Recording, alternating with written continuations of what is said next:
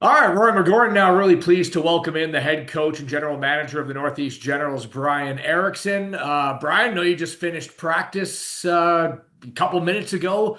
Thanks for joining us. How was Sure. practice today? It was great. We had a weekend where we didn't get the results that we wanted down in New Jersey, and it was really important to kind of start pushing the pace. And you don't want to beat them up about all the bad stuff, and also not only just celebrate them about the good stuff, because there was good stuff we did last weekend, there was bad stuff that we did last weekend.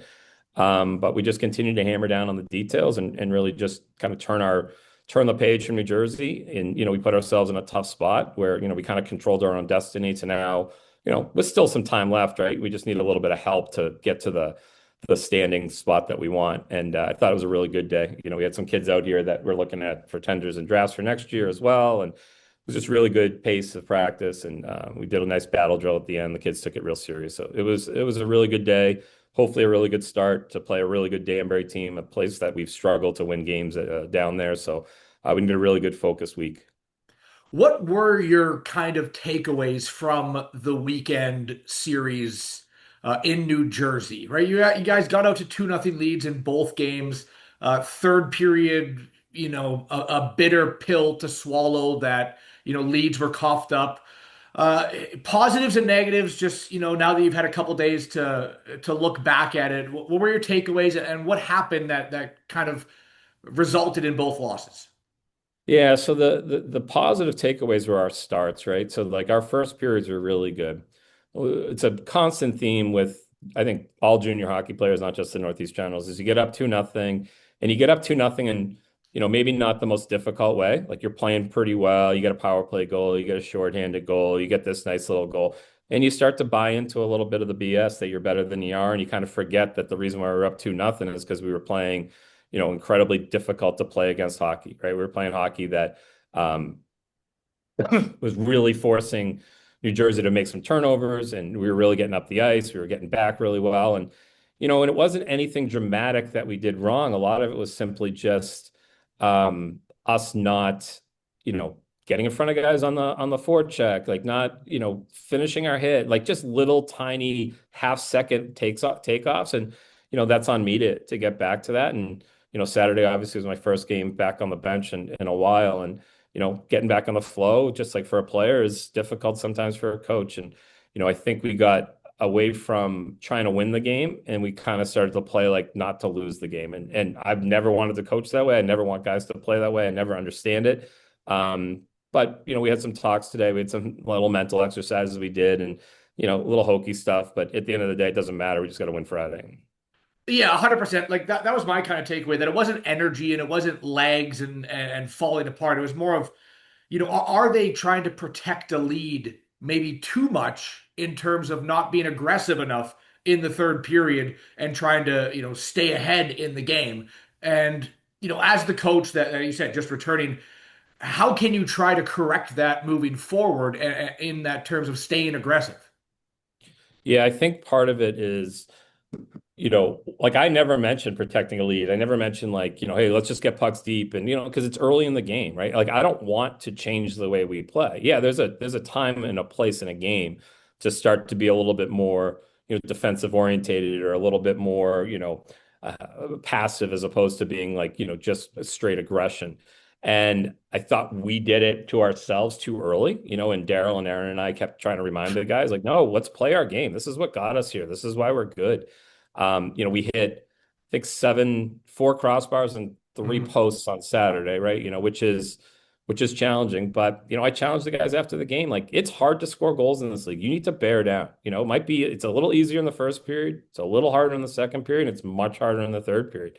We've got to really harass and not expect that we're going to beat a goalie clean. We got to, score the goals like Beckett scored, where you had Mhm. Monty, Beckett, and Bart all just slamming at pucks in front of the net and it pops in, right? Like that's going to be the more normal goal as you get into the playoffs and get into tight games than just simply, coming down the wing and ripping a shot and it beats the goal. It's just not going to happen as much, right? So we got to do a better job of that. We also have to do a better job, and it's something that we've talked about all year. So, but is responding to when they score. Like they scored, so what? Like move on. Like it's just not that big of a deal. Like, I think we get we had a penalty, a 5-minute major at the end of the first period, and they didn't score on it. Our PK was phenomenal. And, I thought that, our special teams were incredible once again. We've crept into, about 1/100th of a decimal point away from the best power penalty kill in the league. We got the second most shorthanded goals. Like, we do a lot of good things, but that doesn't mean, and no blame on the player that took the 5-minute major.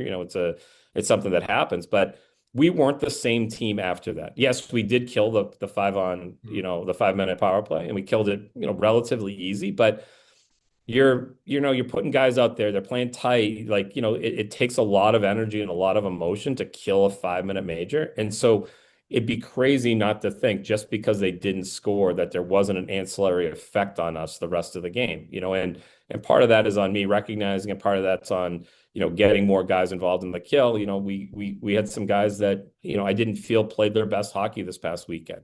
And a lot of that is, could be injuries, could be whatever. It could just be guys getting in their own head, right? And so this week we're really just focusing on playing hockey and having fun, enjoying the last 6 games with your teammates. And then once it comes to Friday, let's just buy in that the first minute has to be the same as the 60th minute. The 17th minute has to be the exact same as the 32nd minute. We get away from that. We think that there's more value in certain minutes than there are other minutes. And it's just not a great way to play. Like, when you're down a goal with 3 minutes left, you can feel the palpable energy that guys give in the offensive zone. That needs to be the energy that we're giving for 60 minutes. And we do it for more than probably some other teams. We do it more than in some other games, but we just got to be more consistent on that, especially as we get towards these, incredibly important stretch run games. You mentioned you made your return on Saturday behind the bench. You were watching and not allowed to coach for the last 8 games. And my question just is what is maybe more stressful? Is it just watching the game from up in the press box or the office and not really having any ability to talk to the players during the actual period play, or is it behind the bench? Just take us around on how those 8 games It's were. Yeah, it's hard, right? So, going back just to the suspension in general, it's unfortunate that, I chose actions that, put us in a spot where I did get suspended 8 games. Whether I agree with the suspension or disagree with the suspension is irrelevant. The actions that I did were punishable actions. Do I think it's absurd that 8 games for throwing some stuff on the ice? Yeah, I do, right? Especially when you got other coaches doing some stuff that I feel are, putting kids in danger and other things. So yeah, I do think that's bad. I do think that's a ref that shouldn't be allowed to ref hockey. Like, I never mind junior hockey, never mind the North American Hockey League. But then you go and I come back and it's Sean Hopp on the ice, the ref, and he just gets it. Like, he was not involved in either game. I talked about a 5-minute major. I didn't have any problem with the call. Like, there was no argument. There was nothing. And there's also a communication and a conversation. So coming back, watching it up top is different. Watching it up top, you get a different appreciation because you see it, the developing and the play. When you're down low, like, you kind of have to trust a lot of what the kids say. Like, I didn't have a lane, I didn't see it, But then when you're watching it from a different angle, I'm much more animated when I'm watching it because I can't, not that I have any real control when I'm on the bench of the plays that they make. I just feel that lack of control. But having said that, Daryl Locke is one of the best coaches I've ever coached with. Aaron Murray's a phenomenal hockey coach. So, they were in great hands. It wasn't ever a concern of the drop. If anything, there might have been a bump by having Daryl and Aaron and not me. But getting back to the bench was awesome. But I also, like, I could feel rusty, just like when kids miss a couple games and, like, their hands are off, and maybe my decision making wasn't as quick as it needed to be. And, I relied on Daryl and relied on Aaron. But, it was really fun to get back. It was really important, I think, that 8 games ago or now 9 games ago that I stuck up for the kids and that they felt that I had their back. Yeah, I probably didn't do it in the best way, but the idea of me believing in them and them believing in me and the coaching staff is really important, especially this late in the year when guys are tired, guys have commitments already, guys are kind of junior hockey's almost over, and then obviously in a year or two when junior hockey is over, they're going to be missing all these days. So you're trying to remind them, and it's very interesting to watch from above and then be back. But I was really nervous for the game on Saturday. Before I always have a little butterflies. I've talked about that, but it was really fun to be back. It took about 10 seconds of the game to just be like, all right, boys, this is what we got to do. And I'm really excited because running practice is awesome, and it's why I get up in the morning. It's the best part. I always talk about it like I'm a director of a play. Like there's not really a lot I can do if somebody forgets their lines or somebody misses their mark. Like we've rehearsed and we've done all of these things, and so there's, I do have impact on the game as far as lines and these other things, but ultimately, we have a game plan that we need to execute. And we're just kind of, at the beck and call of the kids having done their studying, done their work, understanding what the execution is.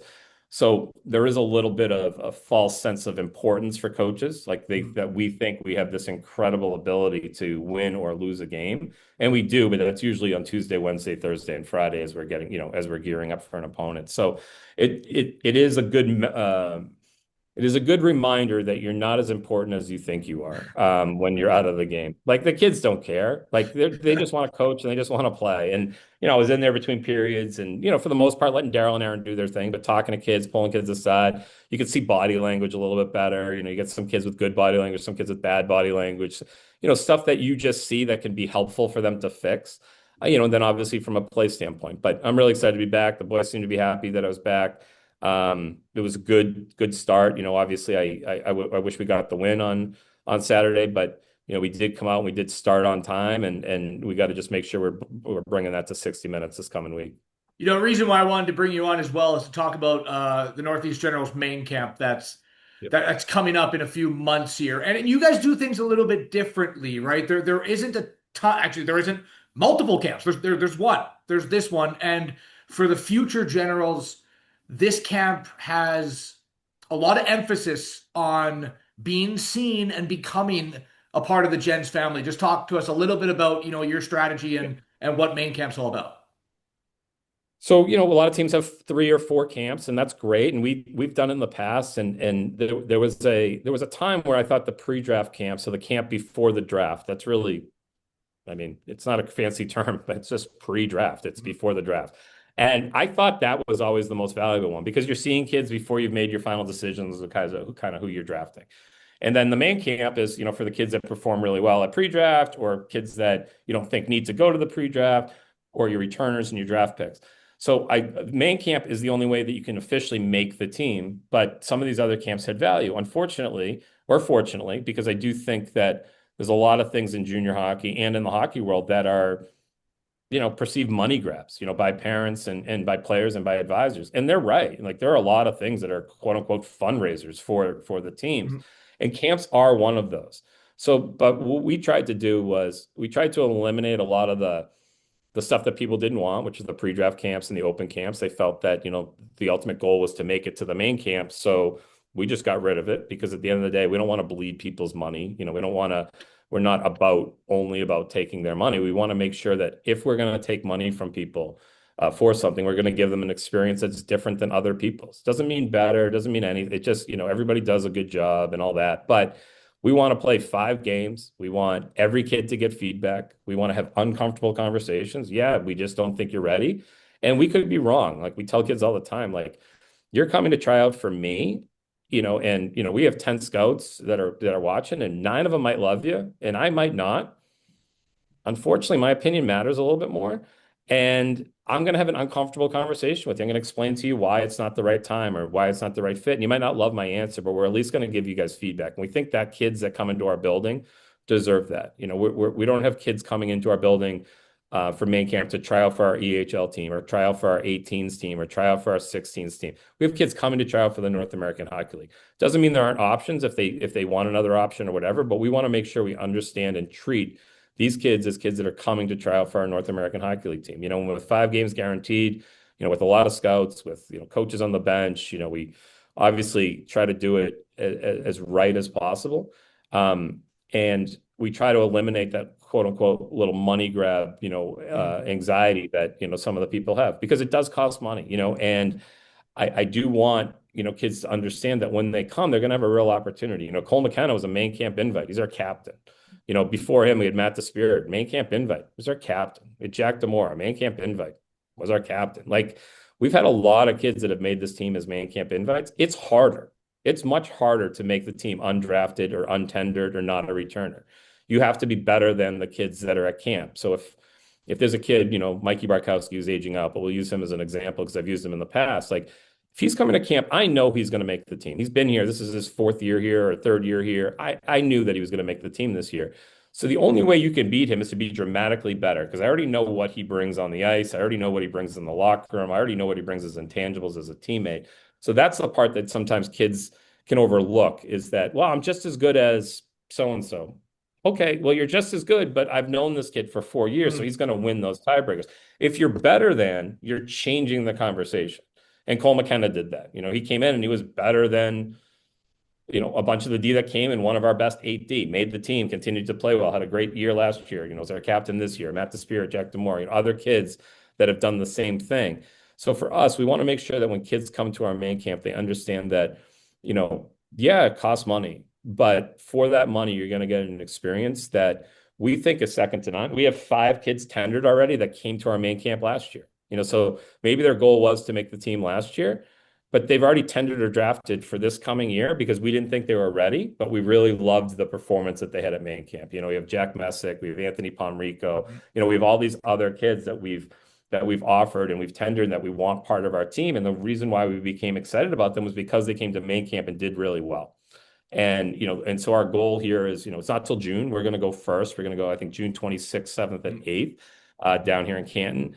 And we're going to try to let kids have their, decision, of where they're going to play for that year done a little bit early. Hopefully it gives some kids a little bit of peace of mind over the course of the summer. We don't bring a 40-man roster to training camp. We try to bring between 25 to 28 kids, competing for those final 25 spots. We usually bring three goalies, 10D, about 16 forwards, right? So that's about 29, yep. 28 kids, depending. And then, we're looking for 15, 8, and 2, and ultimately you're going to have kids that battle. And, we think that the way we've done camp the last few years, with the incredible ability of our scouts to talk to kids and identify what we're looking for, as a person and as a player, it really gives kids a leg up, whether it's for this year, whether it's for next year, whether it's for recommendations on another team. We have connections in all the leagues, and we're not only sending kids to one place or another place. And in many cases, kids do need help. They don't have advisors. They don't know what they don't know. And our job isn't to take advantage of that and send them into a team that benefits us. Our job is to look at each kid individually, and what's the best opportunity for them. And if it's not here and it's closer to home, or it's midgets, or it's a junior team, or it's a competing junior team, that's fine. At the end of the day, our job when they sign up and pay that money is to treat them like they're a general and not just try to keep them as a general. The point is always to make sure we're putting kids in the best spot possible. Not everybody's going to agree with the decisions we make. We get that. Just like kids don't agree with the ice time decisions I make on a nightly basis, Mhm. right? You're never going to get everybody to be happy all the time, and that's okay. You just got to be willing to have the conversations that, can give kids the answers that maybe they don't want, but they need, and then with that information, they can do what they want. They can say, screw coach, and I was good enough to make the team and forget it. Or they can say, you know what, coach said I need to work on my wall play, getting up the ice a little bit quicker. I'm too comfortable on the outside. I got to work to the middle of the ice. And then I can actually go, yeah, coach is right. Let's work on these things and see what happens, right? And that's ultimately the goal. Kid, you can give feedback and you can't make a kid listen. But we get some really, really high-end kids. We get some really, really high-end players. And for our job from a main camp standpoint is, our returners come, our tenders come, our draft picks come. We have a ton of guys that are, I wouldn't say preferred invites, but kids that we've known that have come and practiced with us today. We had 6 kids that practice, so they're getting an opportunity where I already know them a little bit. We're rooting for them, and we're really genuinely trying to take the best 25, 26, 27 kids to training camp in August so that we can have the best team possible in September. And, we're really hopeful that, kids understand that when you come here, you're going to get a really fair shot and you're going to get a lot of feedback. Maybe not feedback you want, but you're going to get feedback you need. And so we're really excited about it. It's in that weird spot for us as a coach and a GM of where we are 1,000% focused on, winning our last 6 games, of getting good seeding, of getting ready for the first round of the playoffs. Well, also I have scouts in the background and myself a little bit, still working on putting the pieces in place for next year's team. Part of that is creating a great main camp where it's competition, competition, competition, and you're pushing kids. I do want my returners to make the team, but I don't also want them to think they're just going to make the team because they played for me last year. You got to show improvement, you got to show ability, and ultimately you got to play well. The kids always ask, what's the best way to make the team? Well, come to camp and play really well. It's not really, Yep. unfortunately, there's no real trick to it. It's just, it is what it is. So yeah, we're really excited about it. We have that information out there. We'll start sending invites out in the next couple of weeks. We take a lot of care in who comes, but we also understand that like sometimes we want younger kids because we want to see kids that maybe aren't ready yet, but we want to get on our radar for a year, 2 years down the road, and we're hopeful that with our scouting staff and with the amount of really good hockey players in the area that we'll have a really good turnout and hopefully bang it out and be able to have a really competitive camp where kids learn a lot and take a lot from it. Final question is about Danbury, and not only about Danbury. It's just about. I'm not asking you if you looked at the standings because I don't know I if you have. did. You know Are what? you? We're in the part of the season where if you come into my office now, or you'll be very surprised. There's a board with everything written, what our magic number is to clinch, what where Okay, we can okay, get to. okay. So there comes a point where it does matter, right? And Yes. it obviously matters in the beginning of the year too. But anyway, yes, your question about My, my standings. my question is just how much fun it is to play these games that are so pressure filled, right? I mean, last year might have been mathematically eliminated by this point, and now you're not only looking ahead, trying to catch Jersey, trying to catch Maine, but you're keeping an eye on who's behind you because the playoff spot isn't locked up. So just it adds that extra pressure, and it obviously has to add a high level of fun to it, to be a coach in this situation. I mean, there is nothing more fun as a player or as a coach than playing important, meaningful games. Mhm. And the one thing our division, who I was lucky enough to be our rep for a long time, and I got to help shape this is that we have 10 teams in our division, right? And four teams making the playoffs out of 10 isn't really viable. It would lead to too many games at the end of the season with that didn't have ramifications, which can lead to dangerous plays on the ice and kids Yep. not caring as much about the results. But now here we are, we sit on March 17th, and there's 10 teams out of 10 still in the playoff hunt. And yeah, you got Maryland that's clinched the division, right? That's okay. But every time they're playing another team, like they're playing New Jersey tonight, New Jersey's battling for seeding and battling to take down the number one team. So there's something for everybody to play for every single night.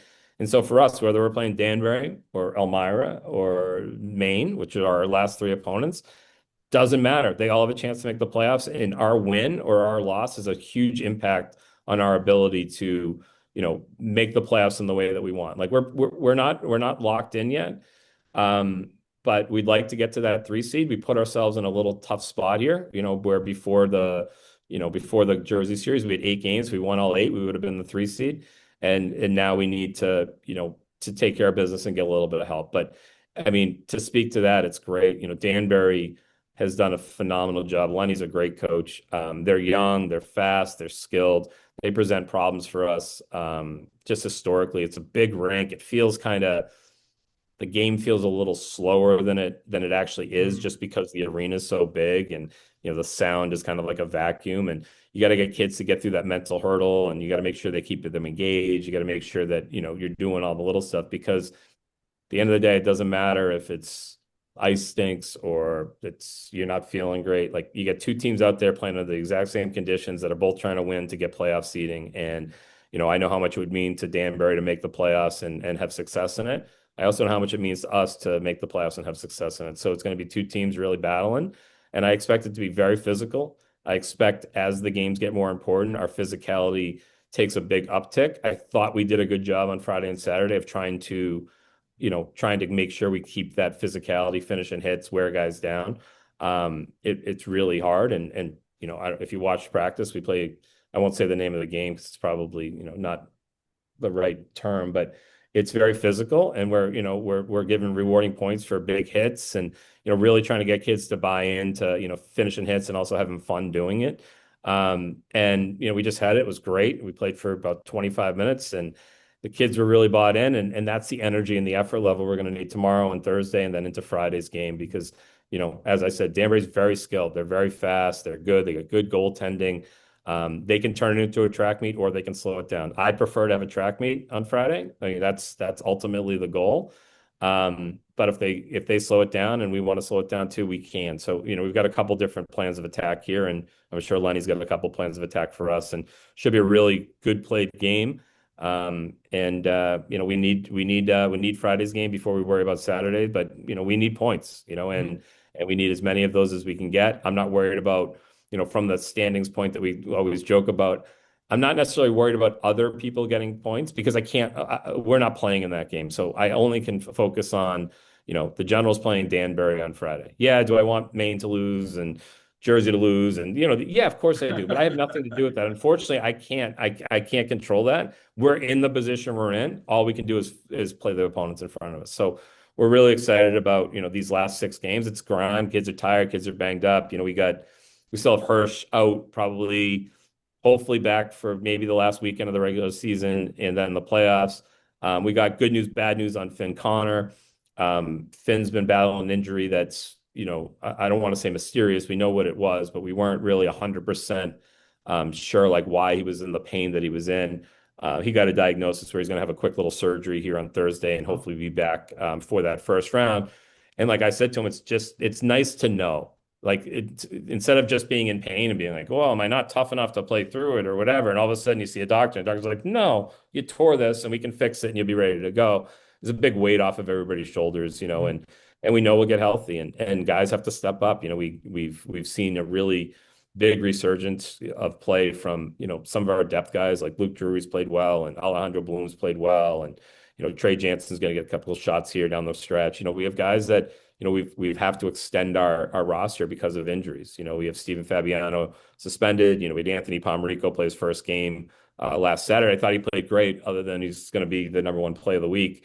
Not for the good reason, on that goal, but that happens, It and happens. It you don't happens. beat it up. The reason, and I said it right after the game, there were 5 things that happened before that play that could have prevented that play from happening. So don't just because one player didn't make the play you hoped they'd make, that doesn't take the other guys off the ice Mhm. off the hook, right? And it's really important to understand that because we don't put blame on one person ever for goals.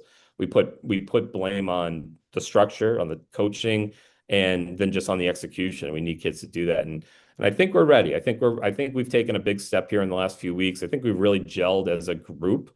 It's been an awesome group. I know you've been around us on the road and at home the whole season. It's a really fun group to come to the rink every day to be around. Like really fun. But I 100%. feel like they've taken that closeness to another level. We constantly hear, how miserable certain kids are in certain situations. And not saying every kid here is, as happy as can be, but we don't really feel that. We feel like a real family here. We feel like we're really building something special, and it's only special if you win. Everybody feels like it's special if they win. Everybody feels like it could have been better if they lost. So we ultimately want to take that closeness and that tightness that we have. We've battled injuries just like a lot of teams have, but we've battled, I feel like, an excessive amount. And guys have worked towards the other side of that. Guys have had to step up. Like Rob Savaglia went from, eighth D to seventh D to top four, and and there are guys that take advantage and that are playing well and that we just need in those situations. So we're really excited about the last 6 games, see who's going to step up, and then ultimately try to get as healthy as we can for the playoffs, and then have us make some real tough decisions about what gives us the best lineup. Bryan, you make interviews the easiest. Thank you so much for your time. Good to have you back. And obviously, I'll be there, but best of luck in Danbury.